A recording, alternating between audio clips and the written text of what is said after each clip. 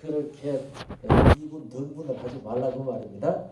여러분이나 저는 다 성령이 교회들에게 하시는 말씀을 함께 듣는 사람입니다. 그래서 오늘 저녁에도 성령께서 우리에게 주시는 말씀을 함께 듣기를 원해요. 네, 제가 이 얘기를 많이 하고 싶은 욕심이 있거든요. 그래서 내가 7시에 시작하려고 하려고 했거든요. 네. 이 생명의 도는 이제 길도자라고 해서 길로 하면은 생명의 길, 그 길로 그 길에 들어서면 생명을 얻는 길일까요? 생명이 있는 사람이 걸어가는 길일까요? 생명의 도 하면은 거기에 들어서면 생명을 얻는다는 뜻으로 생명의 도일까요? 안 그러면 생명이 있는 사람이라야 걸어갈 수 있는 길이기 때문에 생명의 도라고 했을까요? 우리 1번 예. 또 2번 여러분들이 마음속에 1번인지 2번인지 제가 손들어 보라 소리 안 하거든요.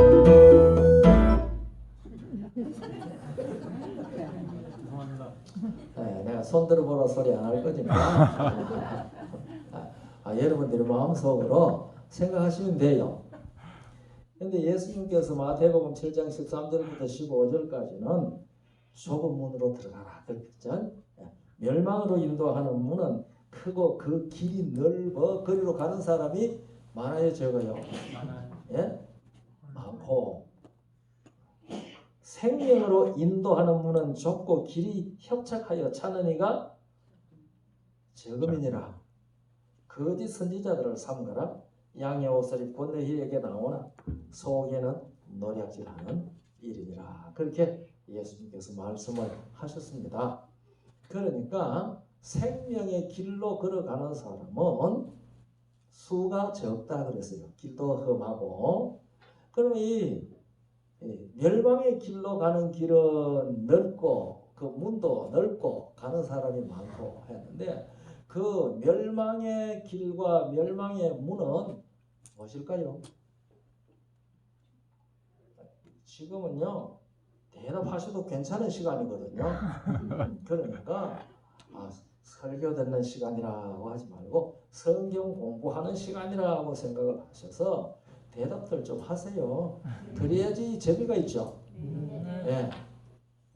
그러니까 멸망으로 인도하는 문, 멸망으로 들어가는 길, 거리로 가는 사람이 많은데 그것은 무엇일까요? 사망이죠. 네. 우리가 안에 생명으로 인도하는 길, 생명으로 인도하는 문은 그 문도 좁고 길도 어렵다고 협착하다고 그랬는데 그 문, 그 길은 무엇일까요? 크게 말씀하세요. 생명? 그 대답은 뭐 제가 질문한 것이나 대답은 없잖아요. 네.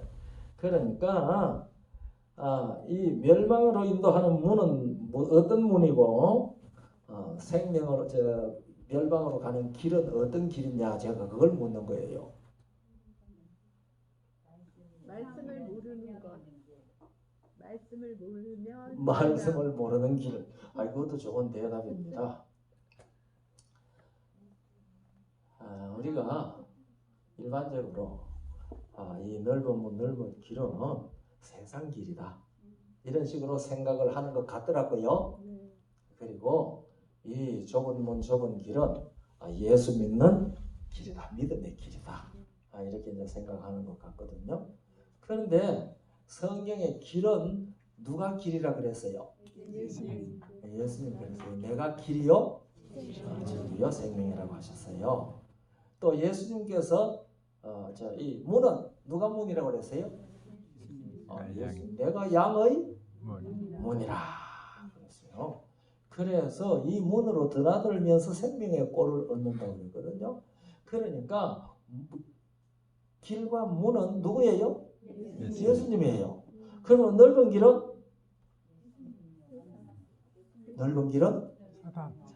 넓은 예수. 좁은 길은 좁은 예수. 왜냐하면 길은 예수니까. 성경에 길은 예수라고 했기 때문에 넓은 길은 넓은 예수, 좁은 길은 좁은 예수. 또 성경의 문은 누구라고 했으니까? 예수님이라고 했으니까 넓은 문은 넓은 예수, 좁은 문은 좁은 예수. 그런 것 같습니까? 아닌 것 같습니까? 예. 그런데 그게 맞습니다.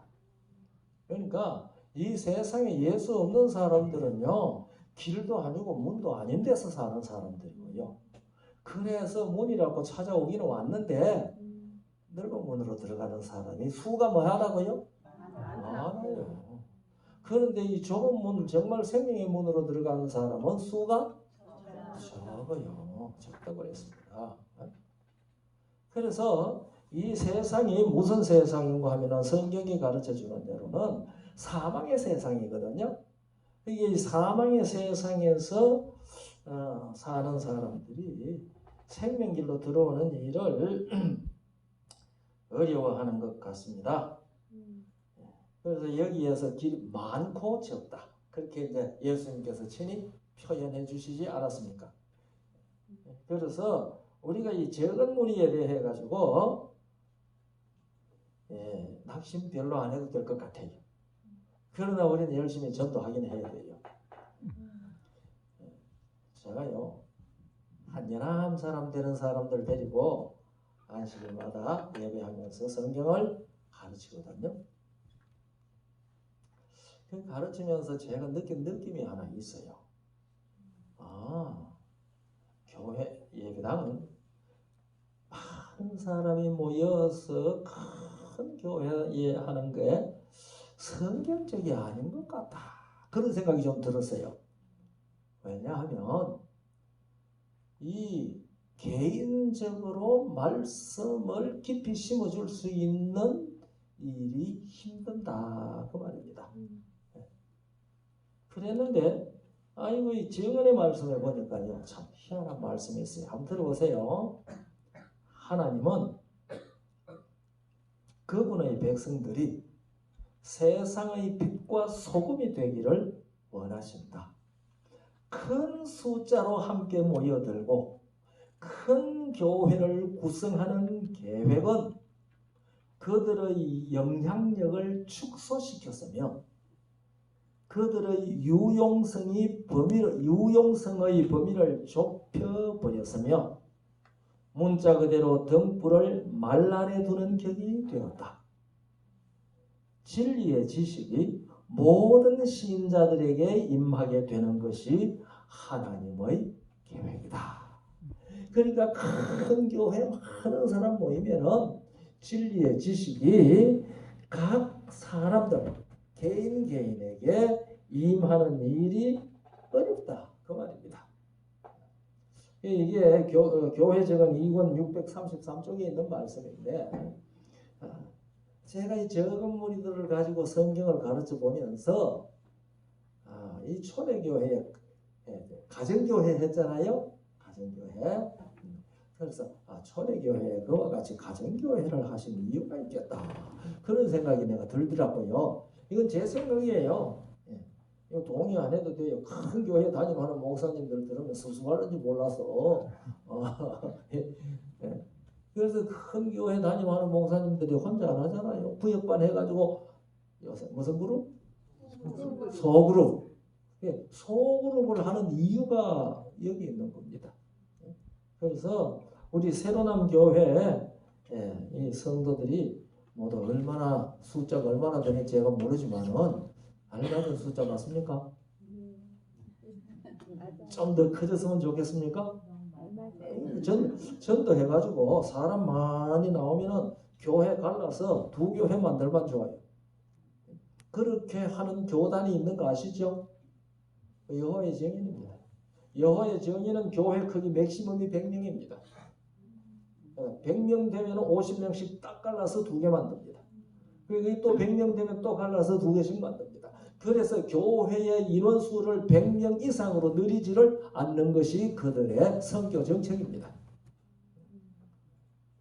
그러니까 잘 늘어나잖아요. 수가 잘 늘어납니다. 그래서 이렇게 이 정언의 말씀, 예언의 신의 정언의 말씀에도 보니 이런 말씀도 있고, 그러니까 우리 교단이 이 문제에 대해서 좀 잘 생각했으면 좋겠다 하는 생각이 들어가더라고요. 자, 이 초대교회의 그리스도 교회의 기본 교리였습니다. 6가지가. 자, 여러분 제가 금방 읽었기 때문에 무슨 말인지 다 모르시죠? 예. 근데 그 제일 첫째가 무엇인가 하면은 죽은 행실을 회개하라 하는 그러한 말씀입니다. 제일 첫째 교리. 제일 첫째 교리가 죽은 행실을 회개하라. 둘째는 무엇이었습니까? 하나님에 대한 신앙과. 셋째 교리는요? 침례들과. 넷째 교리는요? 안수와. 다섯째 교리는 영원한 죽은 자의 부활과. 여섯째 교리가 영원한 심판이거든요. 이게 초대교회에 사도 바울이 살아있던 그 초대교회에 가르쳤던 기초교리예요. 그러면 그 초대교회의 기초교리라고 하면 오늘날 교회는 기초교리가 아닐까요? 오늘날도 여전히 기초교리입니다. 근데 우리 새로운 교회 성도 여러분들 요 6가지 기초교리에 대해서 구체적으로 공부해본 경험이 혹 있으시나요? 이것이 초대교회의 6가지 기초교리였다고 하는 것도 별로 들어본 기억이 없죠. 저도 그래요. 저는 금년이 재림교인 된 지 만 60년이에요. 그래서 제가 1959년도에 재림교인이 됐는데 3대째 장로교인이에요. 제가 3대째 장로교인이다가 1959년도에 재림교회로 교회를 옮겼습니다. 그래서 그때로부터 제가 쭉 이 성경을 배우고 또 심지어 목회를 삼육대학 신학과 가서 교리를 배우는데도 이 얘기 안 해주더라고요. 그리고 목회를 하면서도 나도 몰랐어요. 나중에서 성경을 읽다 이게 기초교리가 6가지가 성경에 있구나. 그리스도의 초복. 그러니까 이 모든 예수를 믿는 사람들은 적어도 이것은 확실히 알아야 된다 그 얘기죠.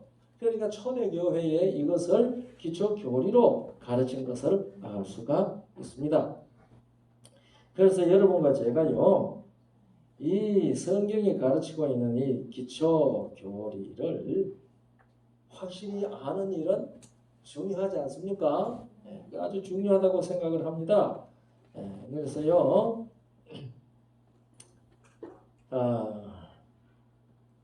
이런 말씀이 있잖아요. 그러나 내가 에브라임에게 걸음을 가르치고 내 팔로 안을지라도 내가 저희를 고치는 줄을 저희가 알지 못하였도다. 내가 사람의 줄과 사랑의 줄로 저희를 이끌었고 저희에게 대하여 그 목에서 멍에를 벗기는 자같이 되었으며 저희 앞에 먹을 것을 두었노라. 하나님께서 옛날 이스라엘 백성들에게 걸음 걷는 것을 가르치고 그들을 팔로 안아주고 사랑의 줄로 저희를 이끌었는데 그들이 하나님이 그들을 고치는 줄을 알지 못했어요. 오늘날도 우리에게 말씀을 가지고 이렇게 이 얘기를 해주셔도 우리가 이것을 충분히 이해하고 이 말씀을 따라서 걸음을 걷고 이 말씀을 따라서 주의 품에 안기고 그런 경험을 하지 못한다고 하면은 옛날 에브라임하고 다를 것이 하나도 없다. 그런 거거든요. 그래서 참 부족한 사람 이렇게 불러주시고 참 고맙죠. 불러주시고 또 이렇게 조용한 자리에 와서 함께 말씀을 들을 수 있는 귀한 시간을 만들어 주셨는데 우리가 이번 기간 동안에 무엇을 확실히 알고 떠나자. 초대교회의 기초 교리라고 한 히브리 6장 1절 2절에 6가지 그리스도도의 초보 이것에 대해서는 확실히 알고 이것을 떠났으면 좋겠다. 그러니까 이것을 전부 얘기를 하려고 하니까요. 저한테 시간이 모자랄 것 같아가지고 자꾸 정언보감 2권 101페이지에 이런 말씀이 있습니다. 우리 백성들은 하나님의 말씀을 이해할 필요가 있다. 이 정언보감이 아니라도 성경에도 분명히 그런 말씀이 있죠. 그들은 세상에 다가오는 일을 위하여 그들을 준비시켜주고 온갖 교훈의 풍조에 밀려 다니지 않도록 그들을 지켜줄 계시된 진리의 원칙을 아는 체계적인 지식을 소유할 필요가 있다. 정언보감 2권 101쪽에 있는 말씀이거든요. 그러니까 여러분이나 제가 이 교회 지도자들만이 아니고 모든 교인들은 이 진리의 계시된 진리의 원칙을 아는 체계적인 지식을 소유할 필요가 있다. 그러니까 우리 새로남 교회 성도 한 사람 한 사람마다가 다 무슨 노릇을 할 수 있는 사람이 되어야 한다. 이 성경의 기초 교리에 대해서는 적어도 선생 노릇을 해요. 이 히브리 6장 1절 2절에 그리스도도의 초보에 대해서 얘기했지만은 히브리서 5장 12절로부터 14절까지 보면은 그렇게 말씀을 하셨어요. 때가 오래므로 너희가 마땅히 선생이 될 터인데 어떻게 돼야 돼요? 때가 오래므로 한 1년 교회 다니신 분이 이곳에 오셨으면 때가 오래므로라고 하는 말에 해당 안 되는지 모르겠지만은 때가 오래므로 너희가 마땅히 뭐가 돼요? 선생이 될 터인데 너희가 다시 하나님의 말씀의 초보가 무엇인지 누구에게 가르침을 받아야 할 것이니 젖이나 먹고 단단한 식물을 못 먹을 자가 되었도다. 우리 새로남 성도들은 이런 사람 한 사람도 없지요. 없기를 바랍니다. 대저 젖을 먹는 자마다 어린아이니 의의 말씀을 경험하지 못한 자요. 그랬습니다.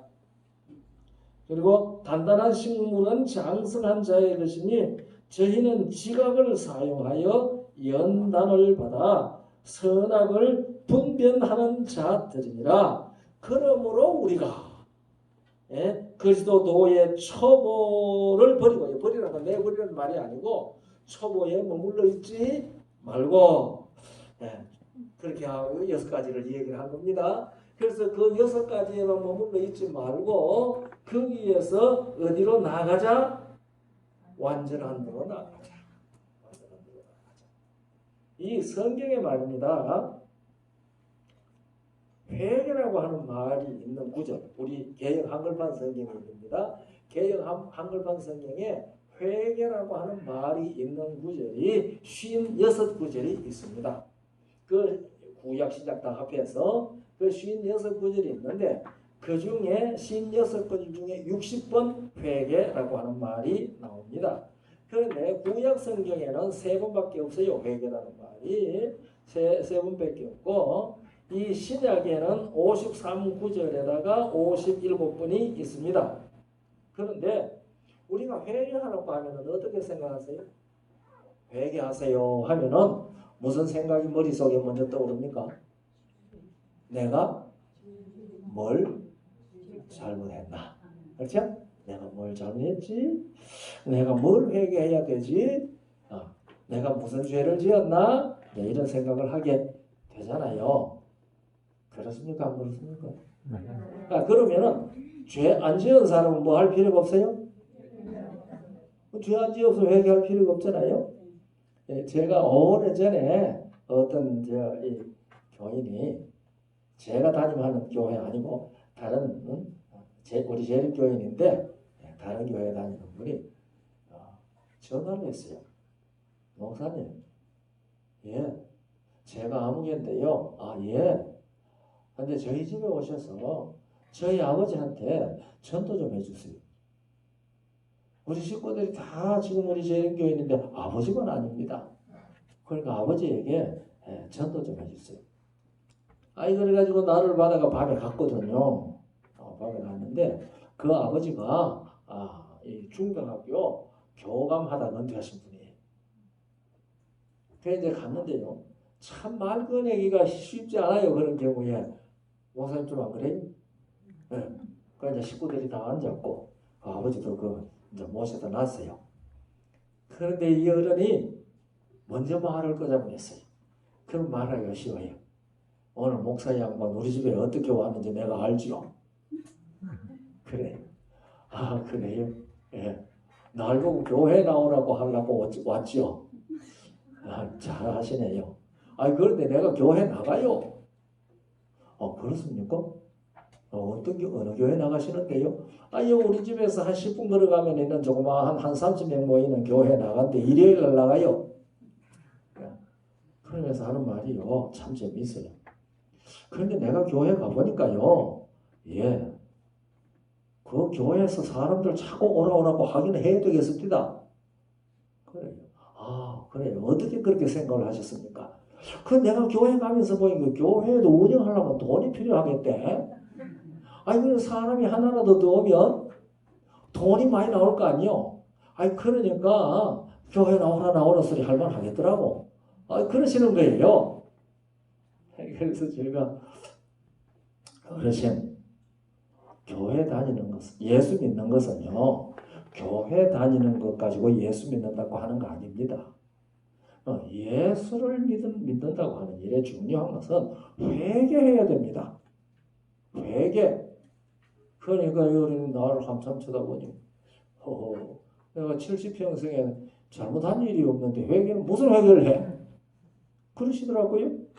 얼마나 자신 있게 사셨으면 그 말씀을 한지 모르지만은 내가 이 70평생 살면서 남에게 해를 끼친 일이 없어.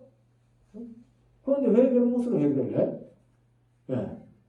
오늘 우리 중에 계시는 우리 새로남 성도 여러분들도 일상생애 가운데서 나는 생각으로도 남을 해롭게 할 생각도 해본 일도 없고 욕도 안 했고 다 짜증내본 일도 없는데 뭘 회개해? 그런 생각 하시는 분은 혹 안 계시나요? 그런데 그러면은 우리가 죄 지은 것을 회개하라 그렇게 얘기를 하면 아무튼 그런 말처럼 죄 안 지은 사람은 회개할 필요가 없잖아요. 그런데 여기에 60번 회개라고 하는 말이 있는 중에 이거 원문을 얘기하는 거 아닙니다. 우리 번역된 성경 가지고 얘기하는데요. 이 60번 회개라고 하는 말이 나오는 것 중에요. 제가 이 회개 문제를 쭉 찾다가 깜짝 놀랐어요. 너의 지은 죄를 회개하는 말이 있겠어요? 없겠어요? 없어! 그걸 보고 깜짝 놀라고요. 우리는 이때까지 어디 회개하라고 하면 뭘 회개해야 된다고? 지은 죄를 회개해야 된다고 생각을 했는데 이 60번 회개하는 말이 나오는 그 말 중에 네가 지은 죄를 회개하는 말이 없다는 사실을 내가 성경 속에서 발견을 하고 정말 너무 충격받았어요. 그러면은 제가 이때까지 회개하라고 가르친 게 잘못 가르친 거잖아요. 자꾸 뭘 회개하라고 그랬으니까 죄를 회개하라고 했으니까.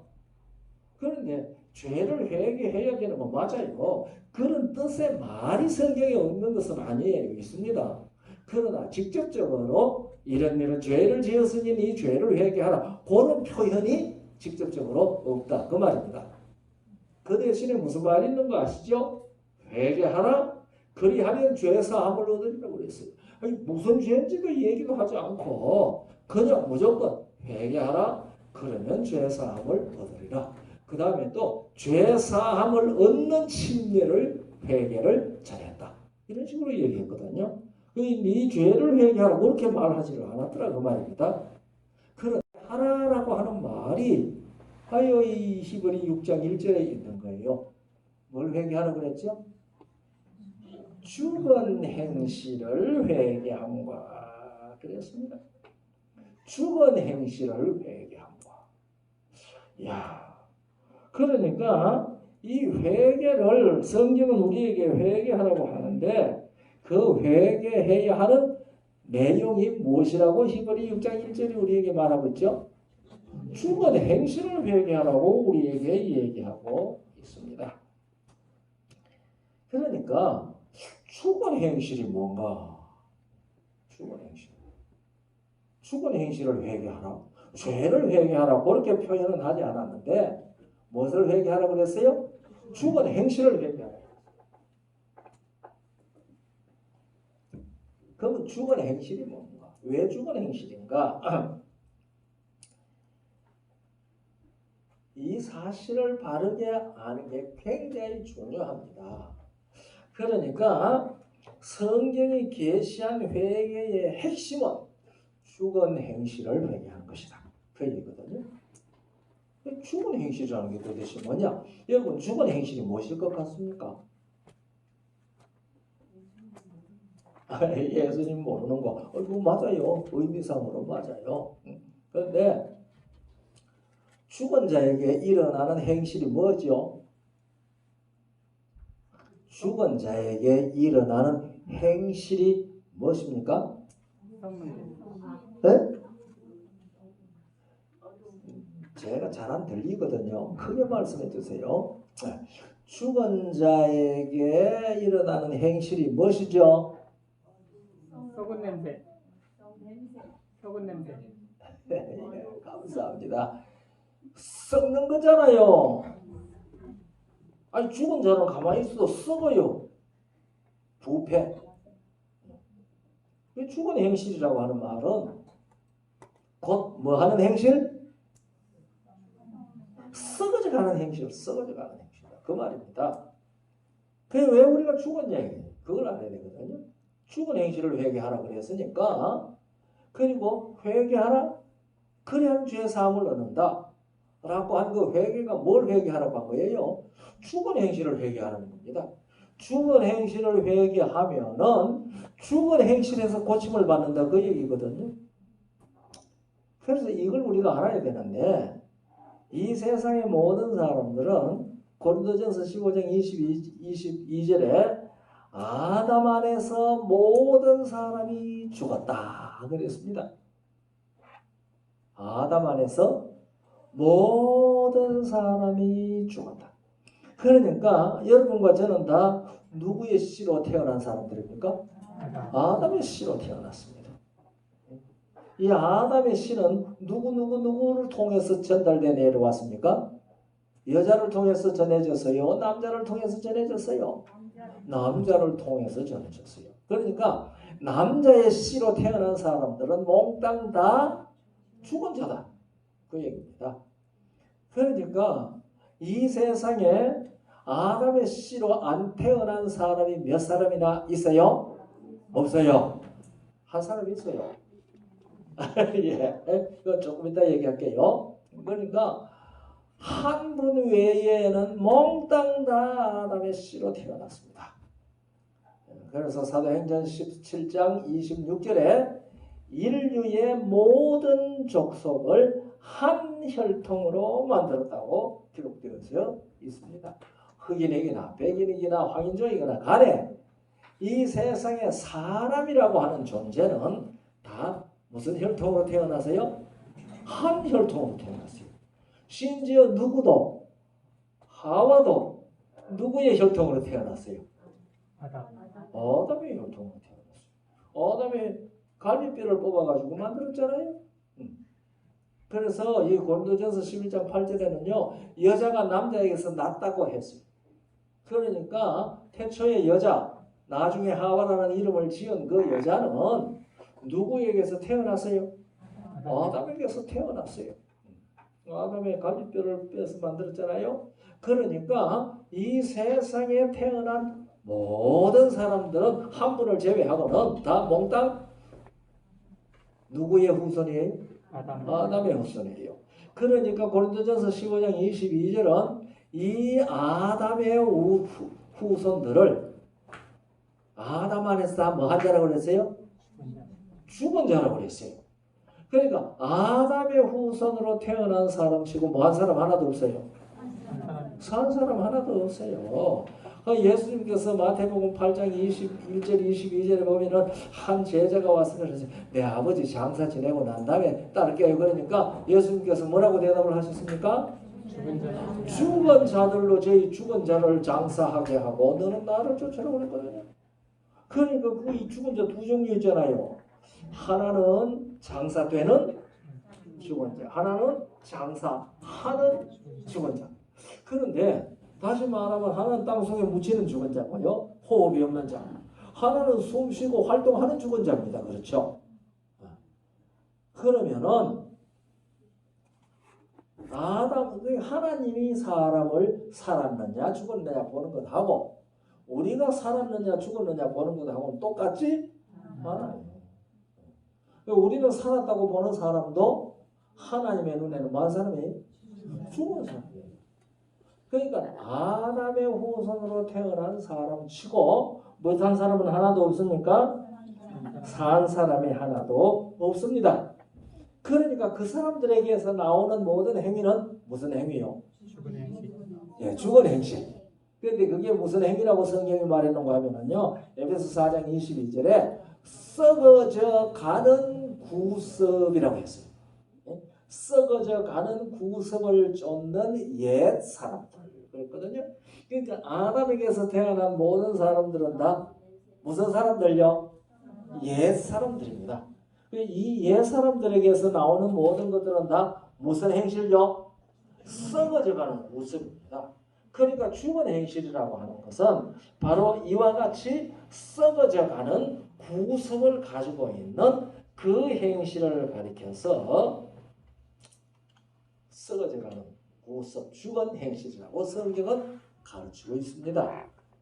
그럼 이 세상에서 성인이라는 사람들, 의인이라는 사람들, 소위 세상의 4대 성인이라고 예수님까지 끼워가지고 얘기하는데 그 4대 성인이라고 하는 예수님 빼놓고 석가모니, 공자, 소크라테스 동양에는 소크라테스 대신에 마호메트를 넣기도 하더라고요. 뭐 어쨌든 간에 이 사람들을 세상에서는 성인이라고 그러는데 하나님의 눈에는 산 사람일까요? 죽은 사람일까요? 죽은 사람. 왜요? 아담이 실어놨으니까. 그러니까 이 세상에서 아무리 도덕적으로 선하고 탁월하고 성인이라는 소리를 듣는다 할지라도 그 사람이 누구의 후손이면은 아담의 후손이면은 다 아담 안에서 뭐 한 자? 죽은 자. 그러면 성경이 죄인이라고 하는 것은 도덕적으로 죄를 지어서 죄인이라고 하는 게 아니고 누구의 씨로 태어난 사람을 죄인이라고 하는 거예요. 아담의 씨로 태어난 사람을 죄인이라고 하는 겁니다. 왜냐하면 그 사람들은 다 무엇의 종로로 사는 사람들이니까? 죽음의 종로로, 사망의 종로로 사는 사람들이니까. 제가 하는 말 무슨 말인지 이해가 되셨나요? 이거 이해하셔야 돼요. 이거 깨닫지 못하면 성경의 구원의 복음을 바르게 깨닫지를 못하게 됩니다. 그래서 그냥 예수 믿고 착한 생활하면 예수님 성경에 하라고 하는 대로 하면 내가 구원 받지 천국 가지 이런 생각을 하게 돼 버리거든요. 그러면 이 세상에 선하게 사는 사람들은 다 예수 이름 부르거나 안 부르거나 착하게 살았으면 다 천국 가야 될 거 아니에요? 아니에요. 그러니까 성경은요, 이 성경의 복음을 올바르게 깨달으려고 하면은 두 가지 원리를 반드시 이해해야 합니다. 이 두 가지 원리를 제대로 이해하고 있지 못하면은 이 성경의 복음을 깨닫지를 못합니다. 이 성경의 복음을 깨닫지 못하고 성경을 윤리책이라고 생각하게 됩니다. 성경을 도덕과 윤리의 책으로 생각하게 됩니다. 물론 성경은 가장 고상한 윤리와 도덕을 우리에게 가르칩니다. 그러나 성경의 핵심은 이 도덕과 윤리를 가르치는 책이 아닙니다. 오늘 진짜 하려고 적어놓은 얘기는 아니지만 성경에 족보 참 많이 나오죠. 역대상 1장부터 9장까지는 전부 다 족보입니다. 요전에 어떤 사람이 그래요. 어떤 사람이 성경 통독 다 했다고 그래서 그렇게 물어봤대요. 족보도 다 읽었어? 역대상에 있는 족보도 다 읽었어? 그렇게 물었대요. 그랬더니 하고 머리를 흔들랍니다. 그러니까 다 완전히 통독한 거 아니네. 그렇게 대답을 했다고. 족보가 있는데 제가요 이 세상에 종교 경전들 많잖아요. 그 경전들 중에서 족보가 기록되어 있는 경전이 어떤 것인지 잘 물어봤어요. 성경밖에 없어요. 어떤 종교의 경전도 족보를 그렇게 시시콜콜이 기록해 놓은 책이 없어요. 신약 성경에도 마태복음부터 족보 나오죠. 왜 그렇게 족보가 성경은 많을까요? 성경에는 왜 우리 한국 사람이 읽기에는 효도자가 돌아가는 이름들이 그렇게 지겹도록 왜 그렇게 많이 적어놨을까요? 예? 대답 잘하셨어요. 이 도덕을 가르치는 데는 뭐가 필요 없어요? 도덕을 가르치는 데는 뭐가 필요 없어요? 족보 필요 없어요. 양반이거나 상놈이거나 귀족이거나 거지거나 부자거나 아무도 다 뭐 하면 돼요? 도덕적으로 선하고 착한 사람 되라는 일에는 뭐가 필요 없어요? 족보 필요 없어요. 그러나 네가 어떻게 존재했느냐? 네 생명은 누구로부터 왔느냐? 이것을 가르치고 증명하려고 하면은 뭐가 필요해요? 족보가 필요해요. 성경은 우리의 존재 근원과 우리의 생명이 어디로부터 왔느냐 하는 그 얘기를 구체적으로 가르쳐주기 위하여 족보를 그렇게 기록한 겁니다. 제가 어디 가서 얘기를 했더니 예배가 끝나고 한 성도가 나가면서 목사님 그 성경의 족보를 그냥 예사로 봐서 안 되겠네요. 그러고 나가더라고요. 맞습니다. 이 족보에는 복음이 있습니다. 복음이. 왜? 그 뭐냐? 우리의 존재와 생명에 대해서 너무나도 확실히 증명하는 것이기 때문에 그렇습니다.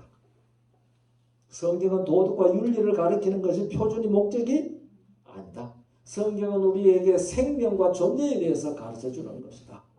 이거 우리가 분명히 알아야 됩니다. 이것을 알기 위해서 아담의 후손은 모두 죽은 자들이다. 생명이 없는 자들이다. 그것을 이해해야 된단 말입니다. 자, 두 번째 원리는요. 이 아담의 후손에서는 구주가 나올 수 없다. 왜요? 아담의 후손으로 태어나는 사람들은 몽땅 아담 안에서 뭐한 자니까? 죽은 자니까. 그러니까 죽은 자가 죽은 자를 살릴 수 있어요? 없죠. 그러니까 이 세상에 구주로 오시는 분은 누구의 후손으로 오면 안 된다? 남자의 후손으로 오면 안 된다. 그러니까 이 세상에 구주로 오시는 분은 누구와 상관없는 남자와 상관없는 남자를 경험한 일이 전혀 없는 어떤 사람에게 동정녀에게. 그래서 예수님께서 동정녀에게 잉태하여 오신 겁니다. 당신이 친히. 왜 예수님께서 꼭 이 처녀에게 탄생해야 하느냐? 그걸 아는 사람들이 별로 많지 않아요. 이 두 가지 원리를 아셔야지 성경이 가르치고 있는 이 복음의 핵심을 알 수가 있습니다. 그래서 우리가 죽은 행실을 회개한다는 그 말은 나는 아담의 씨로 태어나서 아담 안에서 죽은 자입니다. 그래서 내게서 나오는 모든 행실은 죽은 행실은 뭐하여 가는? 썩어져 가는 구석들입니다. 내가 그런 존재라는 사실을 뭐 하는 거예요? 하나님 앞에 진정으로 깨닫고 고백하는 것이 무엇을 회개하는 것이다? 죽은 행실을 회개하는 것이다. 그러니까 자기가 도덕적으로 죄를 지었든지 안 지었든지 성경이 말하고 있는 어떤 이런저런 성경의 교육에 대해서 그대로 따르지 못해가지고 아이고 내가 오늘 또 하나님의 뜻대로 못 살았네 했든지 안 했든지 우리는 다 근본적으로 뭐예요? 죽은 자들입니다. 죽은 자들.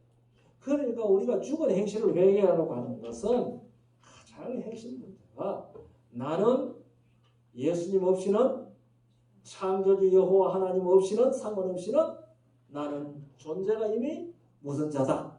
죽은 자다라고 하는 그 사실을 진정으로 깨닫고 고백해야 된다는 말입니다. 진정으로. 그래서 그것을 성경이 회개하라고 하는데 이 사실을 회개하면은 뭐함을 받는다? 죄사함을 받는다. 그 말은 죽은 데서 생명을 얻게 된다. 그 얘기입니다. 그래서 요한복음 5장 24절에 예수님 그렇게 말씀하셨잖아요. 내가 진실로 진실로 너희에게 이르노니 사람이 누구든지 내 말을 듣고 나 보내신 이를 믿는 자는 영생을 얻었고 심판에 이르지 아니하나니 이는 사망에서 생명으로 옮겼습니다. 그랬잖아요. 예.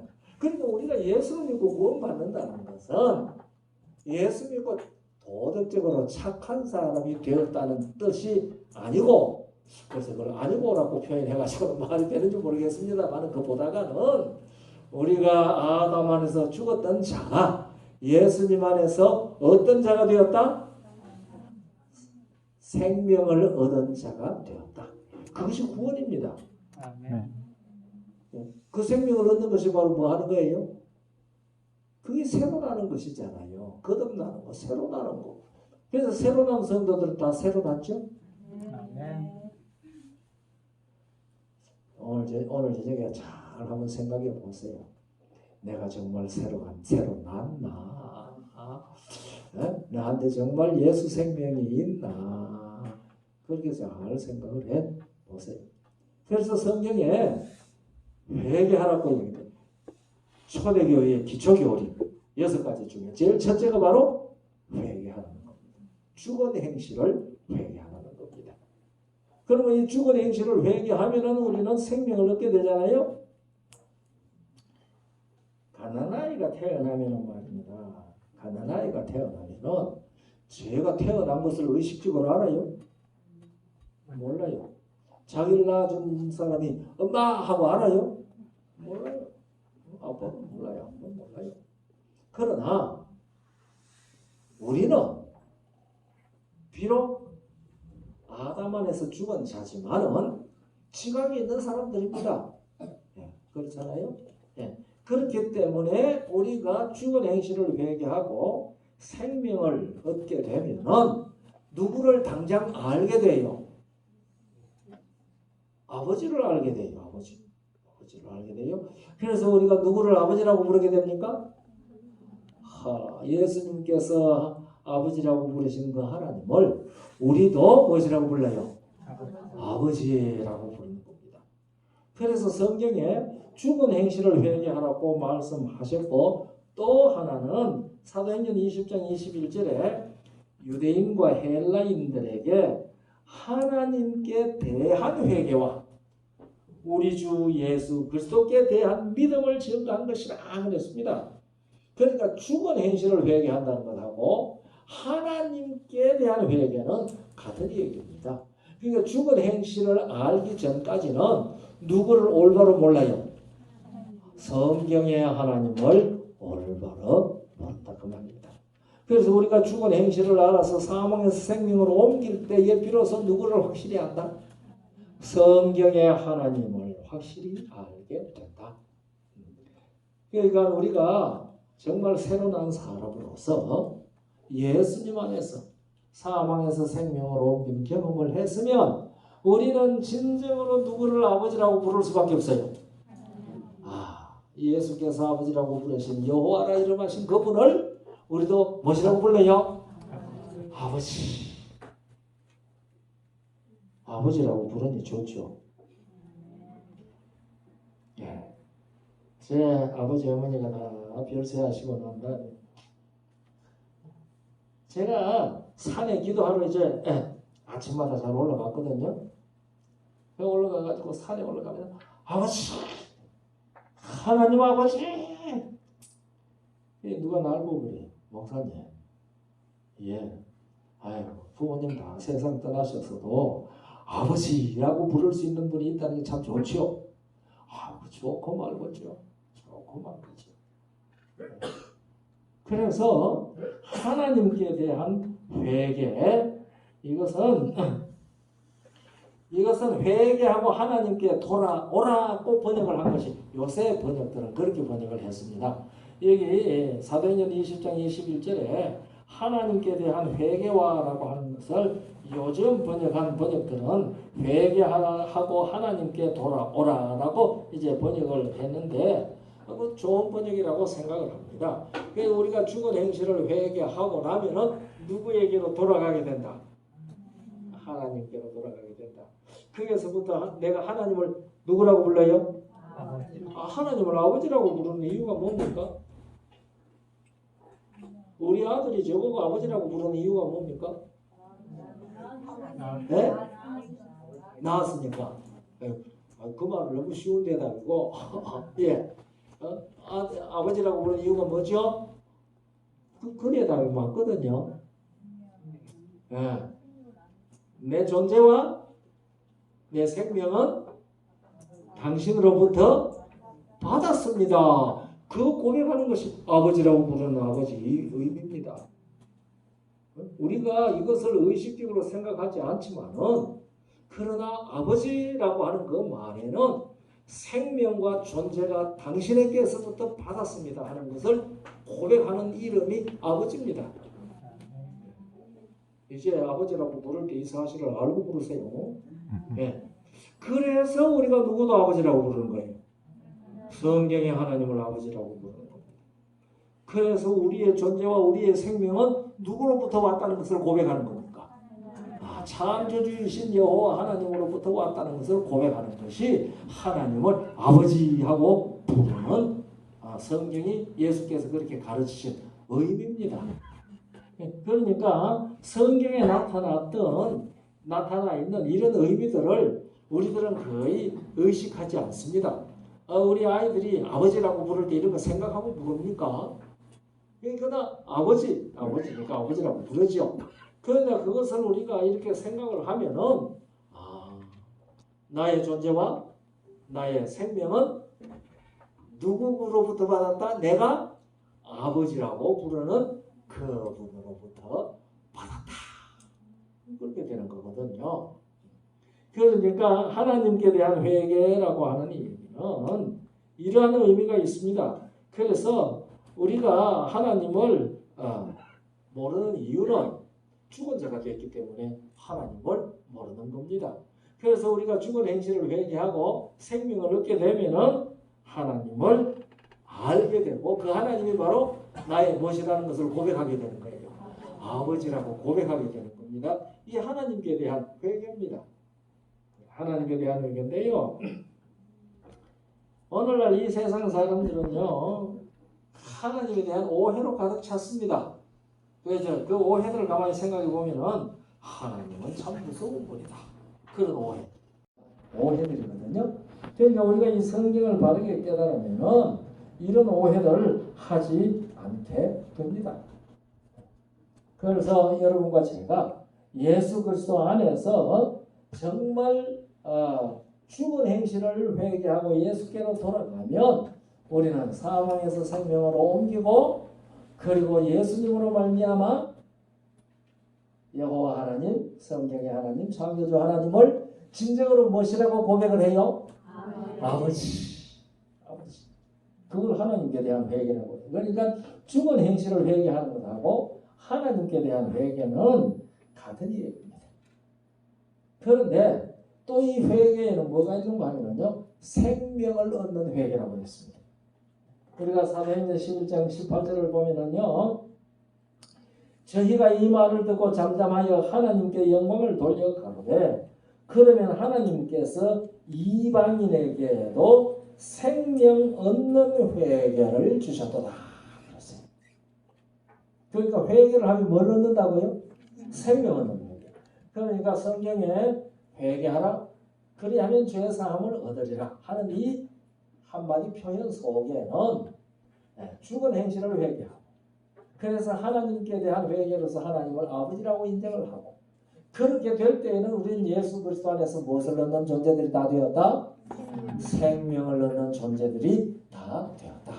그래서 생명 얻는 회개라고 그렇게 성경은 우리에게 가르칩니다. 자, 이 생명을 얻었으면요, 그 다음에는 뭐 할 거예요? 생명을 얻었으면은, 제 질문이 참 미래한 질문을 하는데, 생명을 얻었으면 뭘 하게 돼요? 생활을 하게 되잖아요. 생활을. 그러면은 무엇이 있는 믿음을 할 수밖에 없어요. 무엇이 있는 믿음을 할 수밖에 없어요? 행함이 있는 믿음. 야고보 2장 17절 26절에 그랬잖아요. 그랬잖아요. 너는 믿음이 있다 하고 나는 행함이 있다고 하니 행함이 없는 네 믿음을 내게 보이라. 제가 믿음을 보여주는 거예요? 못 보여주는 거예요? 못 보여준다고 대답한 사람들이 많더라고요. 근데 뭐라고 했죠? 야고보 2장 16절 17절 보면은요, 너는 믿음이 있다고 하고 나는 행함이 있다고 하니 행함이 없는 네 믿음을 내게 보이라. 나는 행함으로 내 믿음을 네게. 그러니까 믿음을 예수 그리스도를 믿고 진정으로 회개해서 하나님의 백성이 된 그 사실을 보여주는 믿음은 무엇으로 나타난다? 행함으로 나타난다. 왜요? 생명이 있으니까. 생명이 있으니까. 그래서 이 야고보서는요, 이 행함을 강조하는 책이 아닙니다. 성경 편지서가 아니에요. 다 내가 그리만 배워가지고 저도 그렇게 배웠거든요. 근데 제가 야고보서 읽어보니까요, 행함이 없는 믿음은 그 자체가 무슨 소리 하는 거예요? 죽은 나 사는 나를 얘기하는 거예요. 그러니까 죽은 자는 뭐가 없고 죽은 행실은 뭐 한 것밖에 없고 썩는 것밖에 없어. 그러나 진정으로 예수 그리스도 안에서 생명을 얻은 사람은 생명의 향기를 풍기는 행위가 나온다 그 말입니다. 그래서 이것을 빛이라 그러고 이것을 착한 행실이라고 하는 겁니다. 우리 새로운 성도 여러분들이요, 우리는 이 생명을 가지고 정말 빛을 비추는 이와 같이 너희 빛을 사람 앞에 비치게 하여, 빛은 생명이거든요. 사람에게 비치게 하여 저희로 너희 무엇을 보고? 착한 행실을 보고 하늘에 계신 내 아버지께 영광을 돌리게 하라고 그랬잖아요. 그러니까 우리가 이 착한 행실을 하는 것은 내 안에 뭐가 있다는 증명으로 나타난다는 말입니까? 생명이 있다는 증명으로 나타난다는 말입니다. 나한테는 더 이상 무슨 일이 없어졌다? 썩는 일이 없어졌다.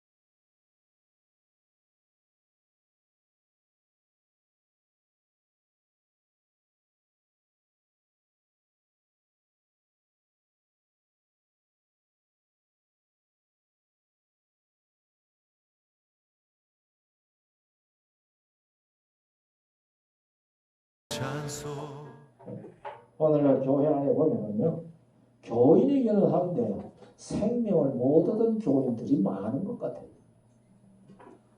생명을 못 얻은 교회, 교인은 교회 나오면 무슨 냄새 많이 풍기겠어요? 썩는 냄새 많이 풍기는 거죠. 그러니까 생명 있는 교인들이요, 그 사람한테 생명을 좀 주려고 애를 쓰겠지만은 자꾸 뭘 주고 돌아가겠어요?